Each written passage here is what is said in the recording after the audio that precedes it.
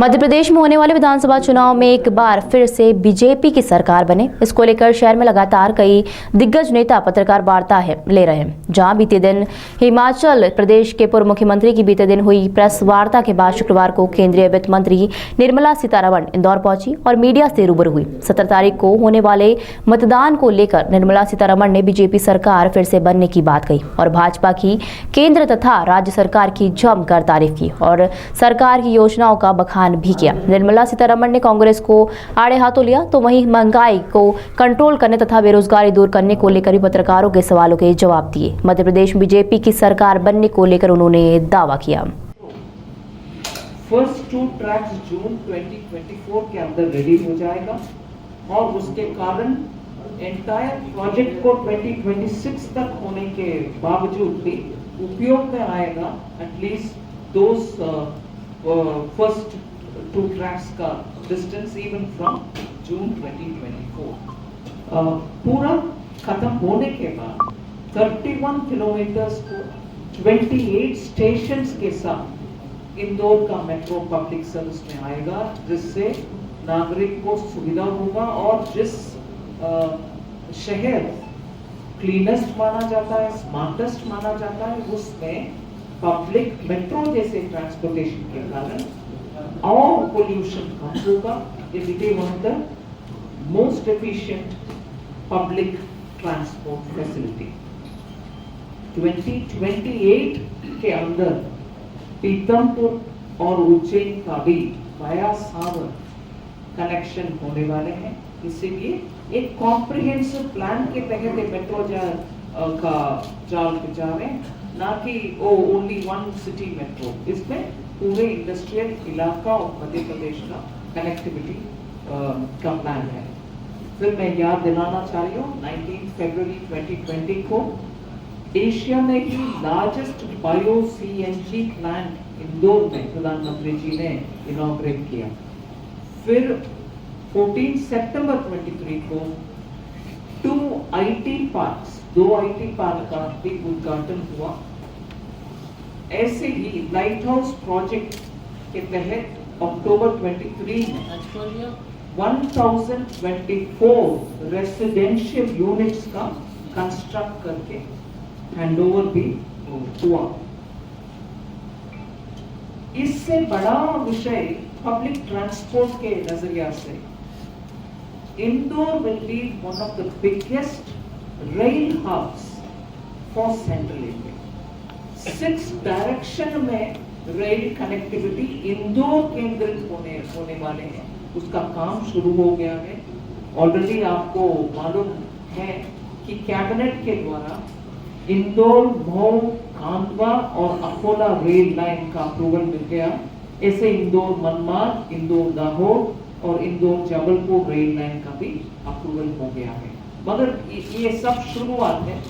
Ultimately rail hub for central India Indore बनने वाले हैं। इसीलिए रास्ते में आने के समय हमारे माननीय सांसद जी मुझे रेलवे स्टेशन दिखाते हुए बोले कि we are expanding it, there will be a new railway station also. ये सब इंटरलिंक्ड है कि अल्टीमेटली इंदौर का सेंट्रल ट्रांसपोर्टेशन, रेलवे ट्रांसपोर्टेशन का हब बनाने के लिए जो प्रयत्न चल रहे हैं। बीजेपी के विषय में बोलने के बाद जरूर आपको याद दिलाना चाहती हूँ good governance, corruption free government के विषय जब मैं बोल रही हूँ, आप ऑपोजिशन को देख लीजिए। जब भी एक स्टेट कांग्रेस के हाथ में चले जाता है, वो बन जाता है एक ही परिवार का ATM। उस राज्य का डेवलपमेंट के लिए कोई ध्यान नहीं रखते। उदाहरण आप देख लीजिए, हिमाचल हो, राजस्थान हो, छत्तीसगढ़ हो और कर्नाटका लेटेस्ट एग्जाम्पल। सरकार में आए 6 महीने के अंदर ही उनका इकोनॉमी और फिस्कल लेवल इतना दयनीय स्थिति में आ गए हैं। अभी वो मांग रहे हैं कि और पैसा दो, हमारे प्रॉमिस को हम निभाना चाहिए। आपके प्रॉमिस दूसरे और आकर के पैसा देकर के निभाना है क्या? स्टेट का फिस्कल मतलब टैक्स और उससे आने वाले रेवेन्यू का ध्यान में रखते हुए स्टेट को आगे ले चलना चाहिए।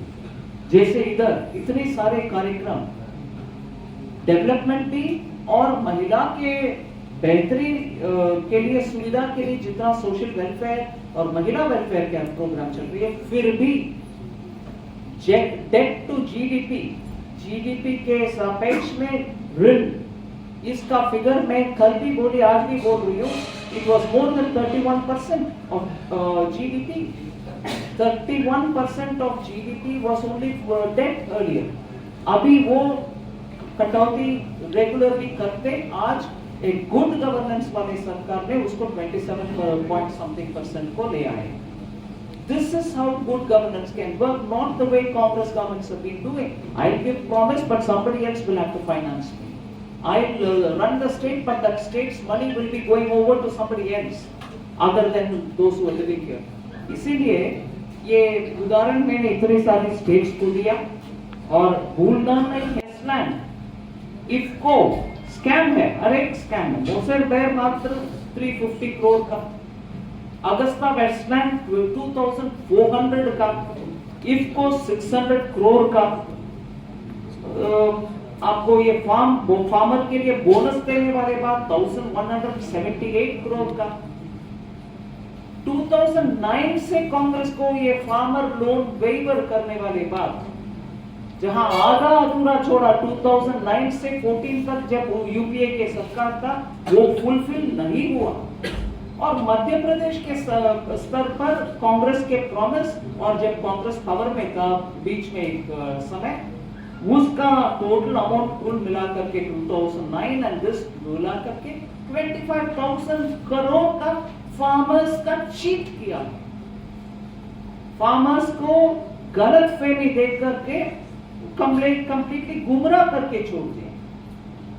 और उसका जवाब आज कोई देने वाले नहीं है. कांग्रेस में आप पूछ कर देख लीजिए, कोई देने वाले नहीं. इधर उधर के बात बोले. किसान को गुमराह करने में कांग्रेस से ज्यादा कोई नहीं हो सकता है. पॉवर्टी इरेडिकेशन के लेक्चर 1975 से हम सुन रहे हैं. पॉवर्टी मिटाने के कोई कदम इन्होंने उठाए नहीं. सो इससे ज्यादा ना कहते हुए, कांग्रेस के ऊपर जनता के भरोसा हर बार एक सपना जो अधूरा रहता है, वैसे ही है. कांग्रेस के प्रॉमिस के ऊपर भरोसा करना, वो सपना साकार नहीं होगा कभी. मगर बीजेपी के द्वारा आप देख रहे हैं, केंद्र सरकार भी, राज्य सरकार भी. मैं एक और बार पूरे केंद्र सरकार से मध्य प्रदेश के लिए कितना मिला, कौन सा टैक्स के द्वारा, कौन सा ग्रांट के द्वारा, कौन सा कुछ और स्कीम के द्वारा, इस विषय में ना चल रही हूँ. मगर इतना स्पष्ट एक विषय है. एक और छोटी सी बात मैंने